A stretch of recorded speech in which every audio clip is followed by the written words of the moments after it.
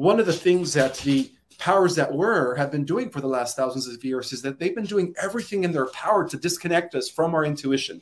When you step into that vibration of giving and sharing and dropping the ego and opening your mind to taking on new information, you know, we cannot move forward if we're stuck in our old belief systems. They haven't served. Want it to be. When you start to have those visions, you start to have that vision, that'll give you clues as to where your mind wants to naturally go. And you do is know that when you work on yourself, you're healing the collective. Is so when people are really stepping into letting themselves following their intuition, what advice have you got for people about how to get into alignment and then follow the guidance first? It's best to learn how to quiet your mind 20 to 30 minutes a day.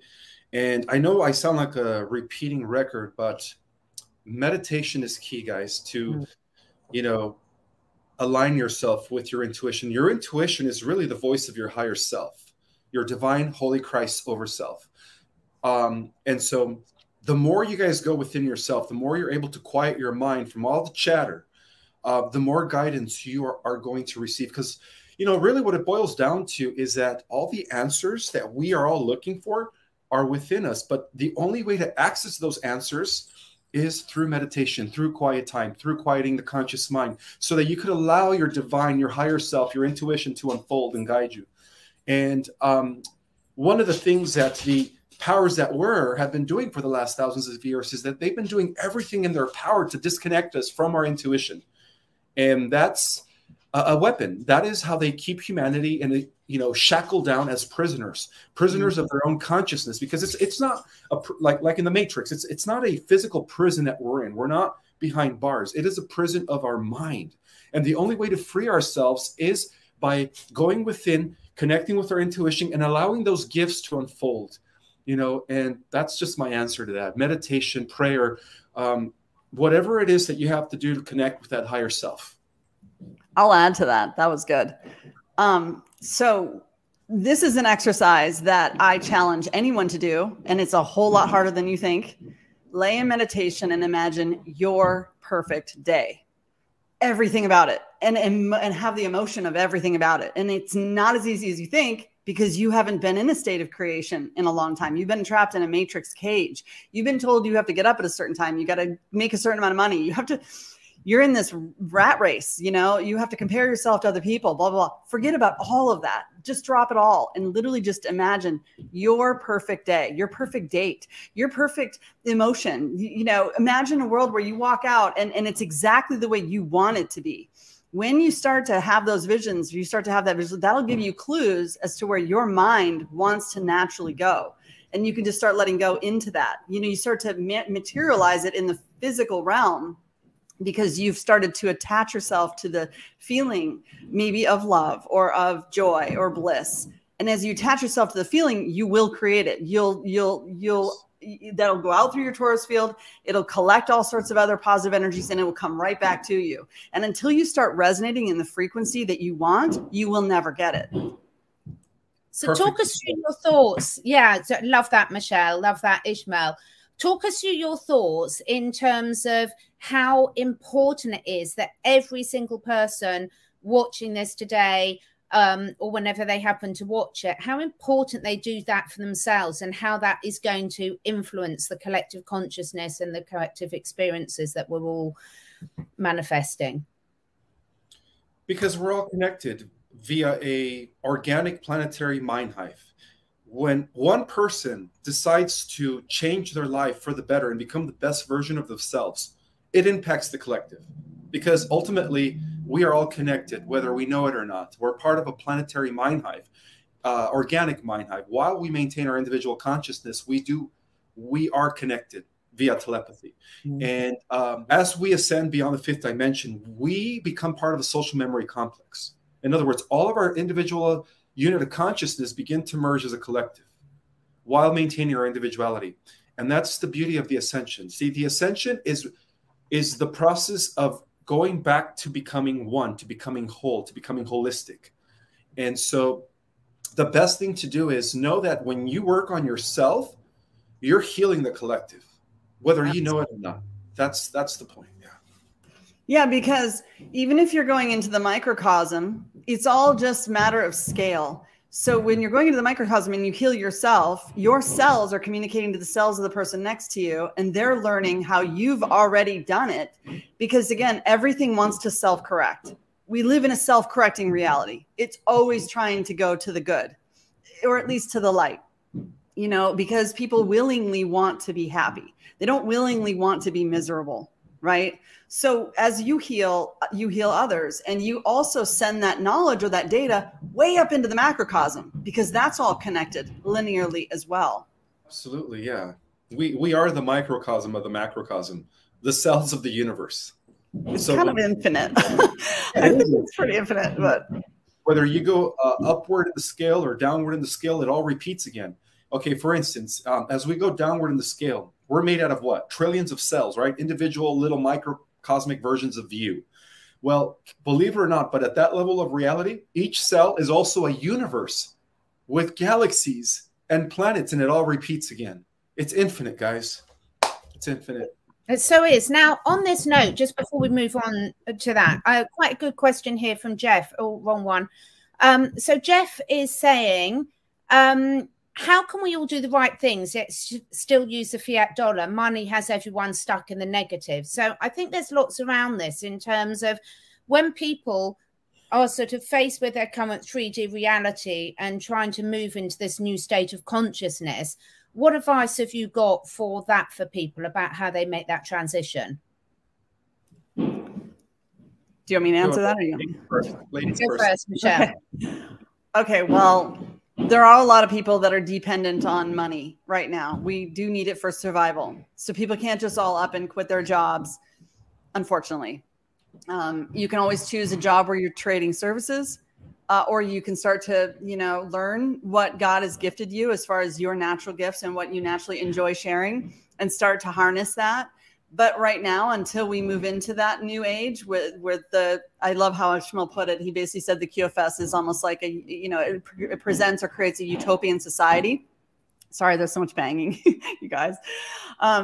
You know, but until then, it's almost like it just comes back to doing the interpersonal work, starting to adjust your own behaviors, your own patterns, start to unwind and limit any negative thoughts. So any negative spirits that are over you, the spirit of vanity, the spirit of mammon, the spirit of, you know, alcoholism, anything that's currently got a hold of you, start to unwind it, start to move it out. And the only way you can do that is to go into the space or the consciousness of that spirit that is controlling you. So one of the hardest things as we shift into this new reality for people is going to be dropping old habits, dropping negative spirits that have control over them, and taking back their free will with willpower. Amazing. I couldn't say it better myself. You hit it right on the spot, right on the dot. Yes, you know, habits is everything, you know.